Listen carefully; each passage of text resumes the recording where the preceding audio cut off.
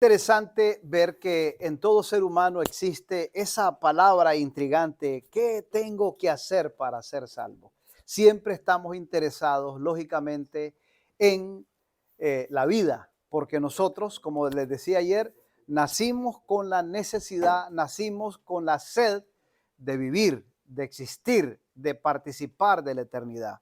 Y definitivamente, pues, la salvación que nosotros eh, es una necesidad profunda del corazón humano. Y esa fue la pregunta que el joven rico vino haciendo a Jesús: ¿qué debo de hacer para tener la vida eterna? Ayer estudiábamos entonces de que Jesús le explicó a este joven que realmente él no podía hacer nada para ser salvo. Y lo que él pretendía hacer, o lo que él pretendía venir haciendo, realmente en el examen que se le hizo de la obediencia supuesta que él tenía a la ley, pues fracasó. Él demostró que realmente no amaba a su prójimo y tampoco amaba a Dios, porque tampoco siguió a Cristo.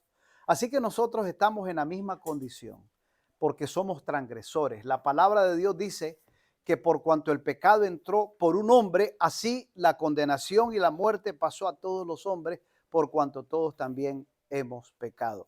Así que la palabra nos establece en esa condición. Hoy vamos a hablar un poquito acerca de la teología de cómo Dios hace para hacer posible la salvación de una persona pecadora. ¿Cómo es posible que Dios traiga de las tinieblas, de la condenación a la salvación a los seres humanos, que realmente se nos hace difícil la salvación? Eso lo dijo Cristo. Es más fácil que entre por el ojo de una aguja un camello, a que una persona que, viviendo en este mundo con todas sus debilidades, con todas sus deficiencias, con todos sus pecados, pueda entrar al reino de Dios. Entonces es imposible, como dijo Pedro. Entonces, si eso es así, es difícil. Nadie entonces puede salvarse. Entonces Cristo le dijo: lo que es imposible para el hombre es posible para Dios. ¿Cómo entonces Pablo nos explica? ¿De qué manera Pablo explica cómo Dios hace posible nuestra salvación? Vamos a leer en el libro de Efesios, el capítulo 2, los versículos 1 al 7. Vamos a tratar de entender esa teología de la salvación. Vamos a tratar de entender entonces la teología de la salvación según nos los explica el apóstol Pablo. Abramos entonces nuestras Biblias en el libro de Efesios, el capítulo 2, versículos 1 al 7. Vamos a ir rápidamente a ese lindo pensamiento para tratar de entender la teología de Pablo, cómo Pablo explica la salvación, cómo Pablo explica la operación gloriosa y milagrosa que Dios hace para salvar al pecador. Efesios, el capítulo 2, versículos 1 al 7. Y leo de la siguiente manera. Estamos ya, ¿verdad? Efesios, el capítulo 2, versículos 1 al 7. Ahí estamos, ¿verdad? ¿Qué dice la bendita palabra? Vamos a leer. Efesios 2, 1 al 7. Sí.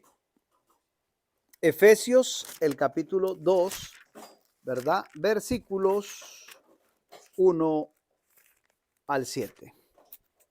Ok. Veamos qué nos dice la bendita palabra de Dios.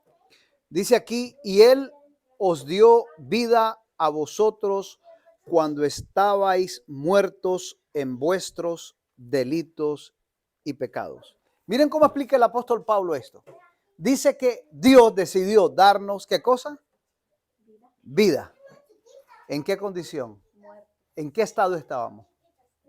Entonces Dios, miren qué interesante, a Dios no le interesó nuestra condición, porque la condición en la cual estábamos, según nos los explica el apóstol Pablo, era una condición de muerte, es decir, una condición totalmente deplorable. Es lo que Cristo también le dijo al joven rico: ninguno hay bueno, todos son malos. Pablo también así lo explica. Y el apóstol Pablo entonces, ¿cómo es posible que Dios salve al hombre? Así sencillamente como Pablo lo explica, que estando nosotros muertos en delitos y pecados, Él nos dio, ¿qué cosa? Vida. Ahora, pero miren, que hay que analizar lo que Pablo está diciendo ahí. ¿Cuál era nuestra condición? Es decir, ¿qué esperó Dios para hacer posible nuestra salvación? Esperó que nosotros le obedeciéramos, esperó que nosotros respondiéramos a su llamado, esperó que nosotros nos arrepintiéramos, esperó que nosotros nos bautizáramos. ¿Qué dice? ¿Cuál era la condición que estábamos según este texto? Y estando nosotros como muertos en delitos y pecados. Ahora pregunto yo, ¿puede un muerto arrepentirse?